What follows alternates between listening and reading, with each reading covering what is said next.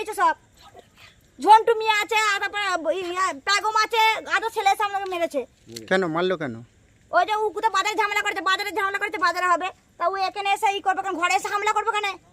লোকসভা নির্বাচন যতই এগিয়ে আসছে আরামবাগ জুড়ে বাড়ছে রাজনৈতিক উত্তেজনা। এবার সিপিআইএম কর্মীদের মারধর করার অভিযোগ উঠল তৃণমূল কর্মীর বিরুদ্ধে। পাল্টা তৃণমূল কর্মীকে মারধর করার পাশাপাশি তার বাড়িতে ঢুকে হামলা চালানোর অভিযোগ সিপিআইএম কর্মীদের বিরুদ্ধে। এমনই ঘটনায় বৃহস্পতিবার রাতে ব্যাপক উত্তেজনা ছড়ায় আরামবাগের নৈশারা এলাকায়। ঘটনাস্থলে পৌঁছায় আরামবাগ থানার পুলিশ। সিপিআইএম কর্মীদের অভিযোগ, গতকাল তারা 3 জন যখন দোকানে ছিল সেই সময় তৃণমূল কর্মী ইমরান খান সেখানে যায়। সেখানে গিয়ে হঠাৎ তাদেরকে বাঁশ দিয়ে মারধর করতে শুরু করে। ঘটনায় আহত হয় 3 জন সিপিআইএম কর্মী। পাল্টা তৃণমূল কর্মী ইমরান খানের অভিযোগ, সে মিষ্টির দোকানে খেতে যাওয়ার সময় দোকানদারের সাথে বচসা শুরু হয়। তারপরে ওই 3 জন সিপিআইএম কর্মী সেখানে এসে তাকে মারধর করে। এমনকি সেই ঘটনার পর এলাকার তাবর সিপিআইএম নেতা মোজাম্মেল হোসেনের দলবল তার বাড়িতে চড়াও হয়। বাড়িতে গিয়েও তাকে মারধর করে, পাশাপাশি তার বাড়িতে ঢুকে হামলা চালায় বলেও অভিযোগ। ঘটনায় ব্যাপক উত্তেজনা শুরু হয় এলাকায়। ঘটনাস্থলে পৌঁছায় আরামবাগ থানার পুলিশ। পুলিশ দুই পক্ষের বাড়িতে গিয়ে তাদের সাথে কথা বলেন এবং পরিস্থিতি সামাল দেয়। নতুন করে অশান্তি এড়াতে এলাকায় রাত পর্যন্ত পুলিশ মোতায়েন করা হয়। যদিও এই ঘটনায় কাউকে গ্রেপ্তার করেনি পুলিশ, তবে ঘটনার পর থেকেই এলাকা থেকে পলাতক তৃণমূল কর্মী ইমরান। পুলিশ সূত্রে জানা গেছে, এ বিষয়ে এখনো পর্যন্ত থানায় কোনো অভিযোগ দায়ের হয়নি, তবে ঘটনা আসলে কি ঘটেছিল তার তদন্ত শুরু হয়েছে। এইরকম বাজারে গন্ডগোলটা করে, আমাদের সামনে একটা মিষ্টির দোকান হয়েছে, তাকে বলছে যে এই দোকান বন্ধ কর। সে বলছে সন্দেশটা করছি, আর মিষ্টির দোকানে তো একটু রাত্রি হয়, আর প্রায় প্রতিদিনই মদ খেয়ে এরকম করে বলছে আমি বন্ধ করছি। তখন বললো যে করে আমার কাছে এলো, আমি তখন বাইরে বেরিয়ে দাঁড়িয়েছি দোকানটা বন্ধ করবো বলে। বললো হ্যাঁ দোকান বন্ধ করো। এমন যে আরে বাবা বন্ধ করছি, এত সময় আছে তো, সময় হলে তো করছি, আমি তো বন্ধ করছি। তখন হাতে একটা বাস ছিল, চড়াং করে এখানে আমি মারলো। আমি তখন আমার এখানে সেদিন আমার হাঁটুর একটা ফ্র্যাকচার হয়েছে, আমি ভাবলাম যে আমার ফাটা মানে ভেঙে গেল, আমি পুড়ে পড়ে গেছি। তখনই ও একটা বাস এইখানটায় চালিয়েছে, এই যেখানটা ছেলেছে দেখছে, তখন আমি হাতটা আটকেছি, এই যে এখানটা ফেটেছে। হ্যাঁ, তারপর আরেকটা চালাতে গেলে আমি ছুটে পালিয়ে গেল। ও তো একবারে মত্ত অবস্থা। কি? হ্যাঁ, কে? ইমরান। কি পার্টি করে? এখন তো পার্টির ছত্র ছায় আছে। কি তৃণমূল করে? এখন তো সবাই তৃণমূল না। থানায় জানিয়েছিলেন? আমরা থানায় আমি জানাইনি। কজনকে মারধর করেছে? 3 জনকে। কে কে তারা? আমাকে করেছে রামপ্রসাদ সামন্ত, মানে আমার পাশে একটা মুদিখানার দোকান আছে, তাকে করেছে। আর একটা দামোদর মিষ্টান্ন ভাণ্ডার বলে একটা আমার সামনে, ওই জায়গায় একটা মিষ্টাই দোকান, ছেলেটা 16 তারিখে বিয়ে, এইখানটা আপনার এমন মেরেছে, এখানটা ফাটিয়ে দিয়েছে বাঁশ দিয়ে, একটা মোটা বাঁশ দিয়ে। সেই ছেলেটা তো এবারে পড়ে যাই একবার হবলে। আপনারা কেউ হাসপাতাল জানলেন কেন?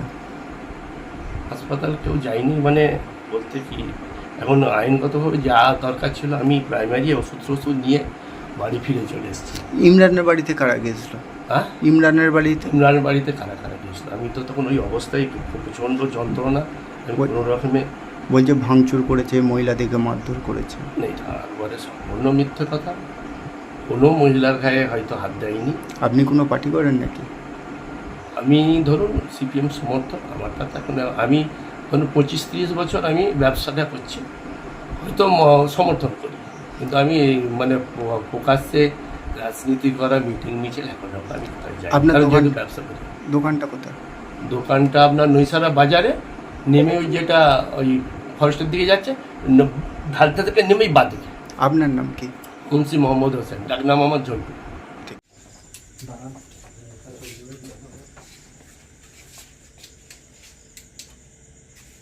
যে ঘটনা ঘটেছিল বলতে, রেগুলার যেমন দোকান বন্ধ করে বাড়ি যাই, সেরকম দোকান বন্ধ করে বাড়ি যাচ্ছিলাম। যেতে যেতে মিষ্টির দোকানে ঢুকে দুটো মিষ্টি খাবো বলে মিষ্টিটা নিয়েছি, মিষ্টি দেখছি কি পড়েছে, এই নিয়ে দোকানদারের সঙ্গে আমার তর্কাতর্কি হচ্ছে। হঠাৎ করে পাশের দুটো দোকানদার, একজন হচ্ছে মোজাম্মেলের সম্বন্ধী আর একজন সিপিএমের সমর্থক। তারা বলা বলি কি এর আগে থেকেই ভোটে, এর আগে যে পঞ্চায়েত ভোটে মোজাম্মেলের সঙ্গে আমার একটু তর্কাতর্কি ধাক্কাধাক্কি নানা রকম হয়েছিল, সেই থেকেই ওদের দেখেছি আমার উপর একটু রাগান্বিত ব্যাপার সবসময়, একটু টিটকিরি মারে যখন বাড়ি চলে যাও দোকানের পাশ দিয়ে। তো সেই মতো অবস্থায় ওই দোকানদারের সঙ্গে আমার যখন তর্কাতর্কি হচ্ছে, হ্যাঁ তর্কাতর্কি হচ্ছে, সেই সময় যখন তর্কাতর্কি হচ্ছে তখন ওই মোজাম্মেলের বড় সম্বন্ধী এক ঝন্টু মিয়া আর সিপিএম সমর্থক ওই রামু সামন্ত, হ্যাঁ দুজনে মিলে হেই কী পেয়েছি রে, কী হয়েছে রে, কেন ঝগড়া করবি ওর সঙ্গে কী জানবে, আমি তোমাদের সঙ্গে কী হয়েছে তাতে, আমার সঙ্গে এর প্রবলেম, তোমার প্রবলেমটা কোথাও মাঝখান থেকে না, তুই বেশি বেড়ে গেছিস আর করে গেছিস, এইরকম করে এসে আমার সঙ্গে ধাক্কাধাক্কি আরম্ভ হয়ে যায়। তাদের ধাক্কাধাক্কি হতে দু একজন ছাড়ি দেয়, আমি আমার বাড়ি চলে আসি।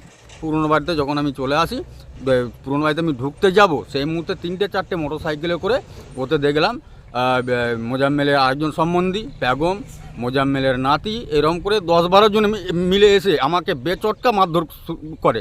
এই দেখো আঙুলে দেখো কেমন আঙুলটা মেরেছে, আঙুল ফ্র্যাকচার হয়ে আছে দেখো, এই মাথায় মেরেছে, এইগুলোতে দেখতে পাবে না বোধহয়, মাথাতে প্রচণ্ড পরিমাণে আঘাত করেছে, লাত কিল ঘুষি মেরে আমাকে সে ডেনে ফেলে দিয়েছিল। ফেলে দেওয়ার পর আমার আত্মীয় স্বজন এসে আমাকে তুলে নিয়ে গিয়ে একটা অন্য জায়গায় সেফ জায়গায় রাখে। তারপর থেকে আপনি পালিয়ে বেড়াচ্ছেন, পুলিশ আপনাকে খুঁজছে যে এবার কোথায় রয়েছেন, আপনাকে ভর্তি করবে বলে কাল রাতে সারা রাত গোটা গ্রাম ঘুরেছে পুলিশ। হ্যাঁ, এবার ব্যাপারটা হয়ে গেছে, আমিও সেই একই আতঙ্কে যে যেহেতু দুপক্ষে একটু ধাক্কাধাক্কি হয়েছে, এবার পুলিশ যদি আমাকে নিজে অ্যারেস্ট করে ঢুকিয়ে দেয়, সেই ভয়ে আমি আর ভর্তিও ভয় হতে পারি না, আর পুলিশের সঙ্গে দেখাও করতে পারি না। তা আপনার আঘাত লেগেছে, আপনাকে তো হাসপাতালে ভর্তি হতে হবে।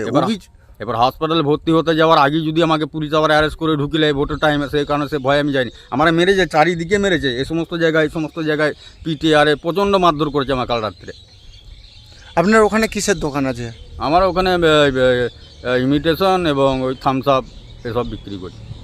ওটা কোথায়? ওই নৈসরা বাজারে পাশাপাশি দোকান। আপনি কোনো পার্টি করেন নাকি? হ্যাঁ, আমি তৃণমূল দল করি। আর মোজাম্মেলটাকে কোন পার্টির লোক? মোজাম্মেল সিপিএম পার্টির তাবর নেতা ছিলেন, এখনও আছেন।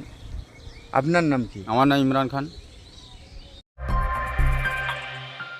নমস্কার, আমি অরূপকান্তি দিগার, আরামবাগ লোকসভা কেন্দ্রের গোঘাট বিধানসভার অন্তর্গত দায়রাপুর গ্রামের বাসিন্দা। আমি একজন ভারতীয় জনতা পার্টির মনোনীত, আরামবাগ লোকসভা কেন্দ্রের মনোনীত বিজেপির প্রার্থী।